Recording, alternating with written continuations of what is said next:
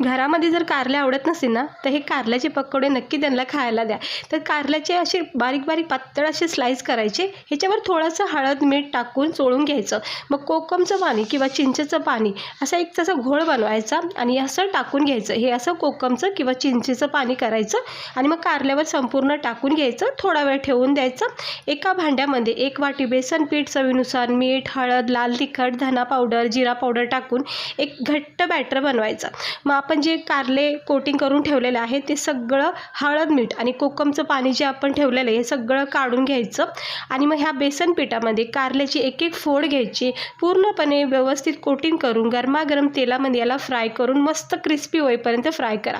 हे कारल्याचे पकोडे इतके टेस्टी आणि हेल्दी आहेत ना, ज्यांना कारले नाही आवडत ना त्यांच्यासाठी खूप बेस्ट पर्याय आहे. कळूनसुद्धा येणार नाही की कारल्याचे पकोडे आहे. तर नक्की ट्राय करून बघा. व्हिडिओ आवडला असेल तर लाईक करा, चॅनेलला सबस्क्राईब